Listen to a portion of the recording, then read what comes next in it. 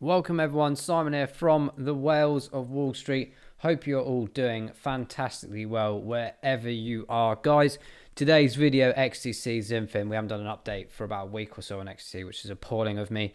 Albeit it's one of our favorite cryptos here at the Whales of Wall Street, a phenomenal project. Go check out our intro videos, go and check out our bullish reasons behind XinFin and XDC, as well as some other interesting thought-provoking videos around this unreal blockchain mechanism. Now, we covered in the last video the upcoming, which is now in the past because it's happened, the Andromeda XDPoS, so the proof of staking mechanism on the XinFin platform.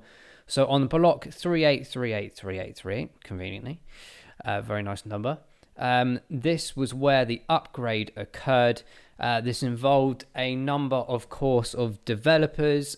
People from the research perspective absolutely love it. Scientists, PhDs, professors. This is a project in the making, guys. As time goes by, as partnerships build, as integration continues around the world's financial markets, it is going to be a powerhouse. It's under the radar still, in my opinion. I don't know why. I guess there's a lot of focus on the likes of Stellar and XRP, etc., and Ripple or whatnot. Purely probably because they've been around for some time. Of course, there's very early investors in those areas, so of course they're going to be shouting from the rooftops about this one. Or those ones, sorry. But in this one, I think this is a future mechanism, not necessarily a replacement, because I think they all need to work together at some point anyway.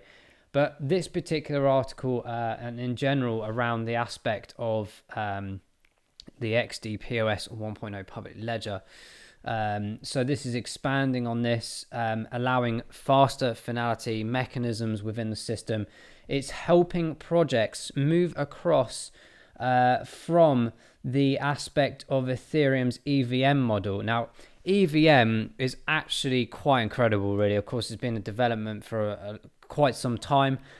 Definitive answer around EVM, it's a mixture of the virtual machine. So EVM stands for Ethereum Virtual Machine, but in order to understand that, I could probably do a video on it, to be honest, because there's so much to it, but it's around the sort of distributed machine mechanism, the virtual machine mechanism, and some other old technologies like Turing's machine aspects, even from decades ago, all coming into a combined method to help with further, quicker transactions and more transactions being able to be used. A whole defined mechanism, really. I think that's why there's a lot of institutional value in Ethereum. As time goes by, of course, people see it as expensive and the gas fees. I understand that, but you've also got to understand how old the technology is compared to newer ones, and the development that's required for that, because there's a lot on the Ethereum platform. But XDC opening up this aspect, allowing things for APIs, wallets, exchanges to move across to the XDC ledger, utilizing that protocol. So really big things on the horizon. This is going to help massively with the smart contract aspect as well, moving forward, and what I've really liked about this particular article is really pinpointing, because XDC arguably not just being a gigantically secure system. Of course, it's saying here, military-grade security with forensic monitoring to be deployed due to the upgrade to detect bad nodes. So there's a magnitude of things in the background that no one really sees. Most people probably don't even care about. But the fundamental factor is this project is huge. It's going to be interlaced with a multitude of banking institutions around the world.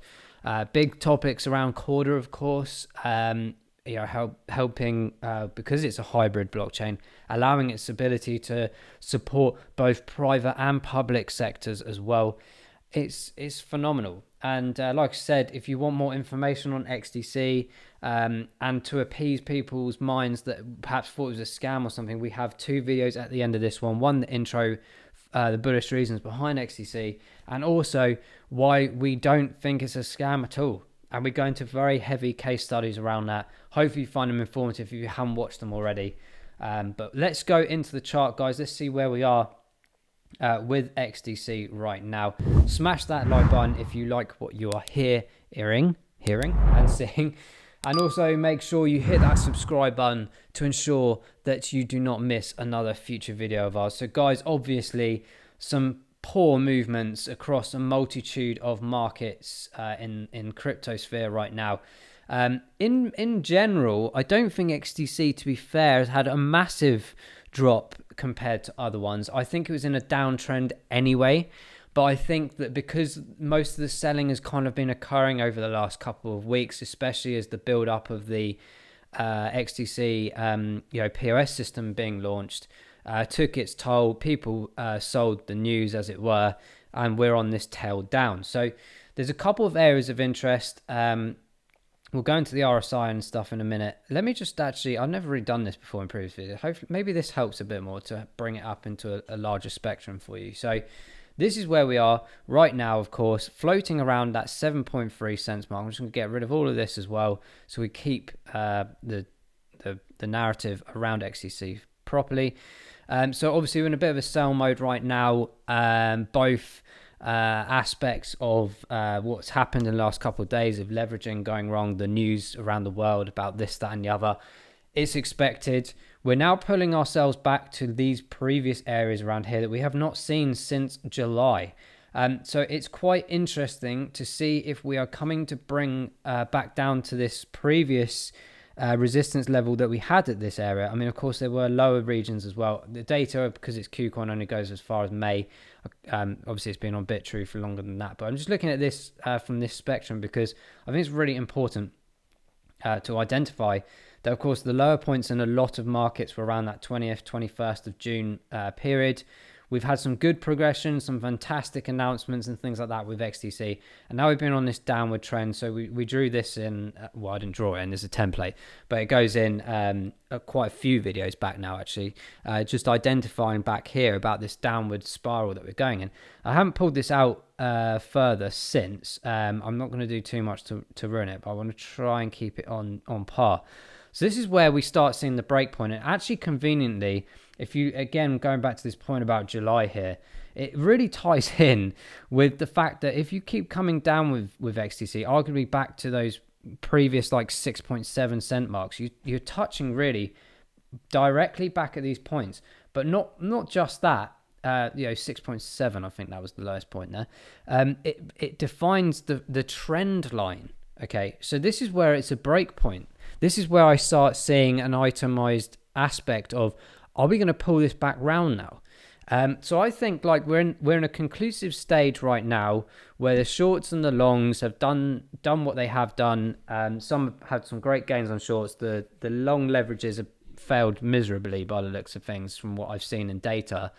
And it's pulling in this nice story of basically almost fast forwarding the decline situation that we've already been on most of the crypto assets out there.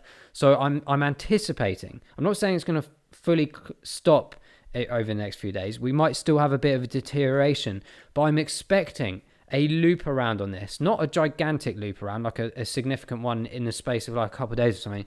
I'm talking about a gradual swing around. We talk about like that cup and handle thing going on back here. I expect a similar approach to this, in the argument that obviously we'll still have some corrections along the way, of course, but I believe the bull run is still very much in fruition coming forwards into next year, as I've said a while back, essentially bringing that delay to the table.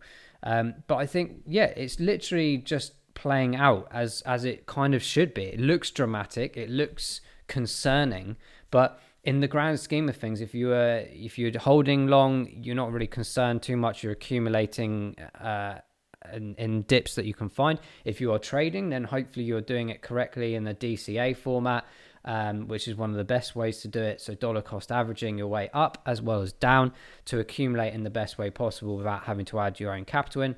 Me personally, I have been throwing money left, right, and center at crypto throughout the year, as well as doing some trades on some of them.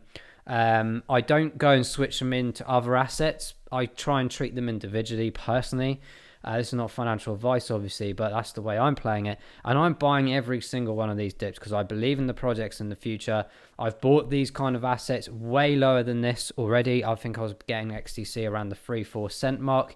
Obviously, it's still at the higher point. I could arguably take them out and make profit, but I have ridden the storm on ups and downs. XDC is just one. I'm purely looking at the future. I see its potential like I do with other projects out there as well. Couple of other things to observe here. So I've pulled up the RSI on here as well as the MACD charts. What does this tell us? It tells us a couple of things. So I've got here, I'm going to start doing this probably to help out people's mindsets also. So we've got the RSI 14, which is what I usually do on like a 2-week kind of like trading mechanism or thought process. I've now added a 28-day one just from an average day of like a month, right? Just to see how we're playing out with that, just to get confirmations of moves. And then I've got a 90-day one as well over a 3-month period. Some may argue I should probably have a 6 months on there. But this is more for me like seeing, okay, usually roughly-ish, a cycle or a mini cycle lasts around that period of time. So it's not fully accurate, but it's enough for me to determine what's going on. So right now, very nearly matching this. So 14 days is on a 30 and a 28-day at the moment on 37. So me in my mind, I'm happy right now to be adding more XDC to my portfolio in the anticipation that we may drop slightly lower, and I will have a bag held back for that as well. But in general, from the risk perspective on a monthly spectrum, is that if you're buying at these areas, it's very traditional mathematics, obviously, is that when the RSI obviously goes back up to 70 or 80, you're essentially doubling your position, right, to where you're buying in these positions here. It's kind of an easier way for me to acknowledge that. Okay, so obviously I can put my limit orders in for numbers in the future, but visually it gives me confirmations of other areas as well as seeing in the longer term, i.e., for example, this 3-month one, what the general trend pattern is. Obviously, it's relatively confirmed in the charts anyway, but it's good to see this in other formats. And the MACD is down here. So obviously, we switched to the bear mode. Once we hit this top mark, it dragged it back down. Sometimes you get a bounce back off, but we didn't. We had to switch over on the 29th of November, which is why I'm saying to you, I think XDC has actually shown some great resilience in this correction or whatever's happened in the last few days through various narratives, because we've already been on that mini trend from the uptake we've had over the last the last month of November. And I think we had a great November for XDC. We took it up to very good highs. I think it was 15 cents or something. Did it go up to? Just maybe I'm going completely mad. I was 11.8 cents, sorry, 12 cents, so near enough 15. But we've had this tail back down and it's been gradual. We had the Bitcoin day yesterday. I'm just going to drag that up so you can see it a bit closer perhaps. Here's the day where everything from the leverages perspective dropped, and we carried that back down. A bit of profit was taking over the last couple of days, and here we are where we are. So we're in a transitional period right now where we're hitting these previous resistance points that we've seen back here in July. And if you think about it, we always talk about this on videos, is about that whole price discovery mode, right? And then trying to identify support mechanisms along the way. Just because it touches down and bounces off doesn't mean that this is a support area. It means that it's done well just then. We then come back and test it, it rejects, and then you start testing the lower regions. So I think we're in a very good position. Will we come back down potentially to 5.5 cents? That is absolutely possible. It's absolutely possible, which is why it's interesting in these movements to observe these situations, buy at correct levels, and you might get a repeat of this.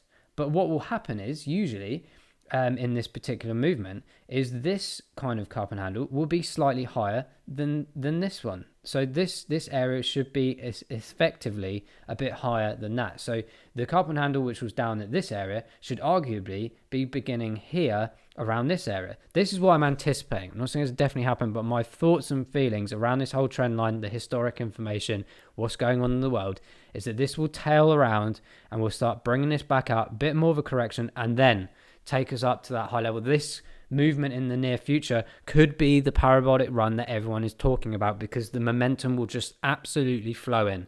Who knows what's going on in the world, guys? You know, you have to be observing anything and everything. I don't watch the news, but I read articles of the news to confirm things in my positions in investments. It's as simple as that for me. I don't care what what's going on in the world as such. Obviously, I wish the world well, but for me right now is like, how can I use this news or this fear, if you like, and see how it would reflect in the chart, and you can take future advantages of that. Once you see news trickling in, you can more or less identify that something's going to happen here. So for me, XDC is bottoming out. I'm not saying it won't go lower. because I do think it's still possible to drop below that 7% mark and test these lower areas. Maybe, just maybe, test once at least these lower regions of 5. It's possible. But I do anticipate with the RSIs being quite low on both those occasions, maybe the 28-day could be a slightly lower, about 35 to 32 or something. And that's where my thoughts and theories hit around this sort of lower than 7% region. Then we will see a tail up because we're hitting support lines. It doesn't mean the coin's a scam. It doesn't mean it's a terrible project. The XDC XinFin project will continue no matter what the price is of XDC. I can assure you, you are playing the XDC game for the future, in my opinion. That is what I'm doing, and I know why. So guys, we're going to wrap up there. Let us know in the comments below what you have been doing in the market over this last weekend, or indeed the last couple of weeks, because as I said, this is not new to us in the last couple of days. This has been going on since the 24th of November for XDC. What have your plays been? Don't need to know your monetary values. I just want to know whether you've been buying, you're selling, are you fearing, are you holding? What is your game plan? Let us know in the comments below. We will catch you in the next XDC video. I'm feeling positive about this. Great opportunities to get more. Take care, guys. Bye-bye.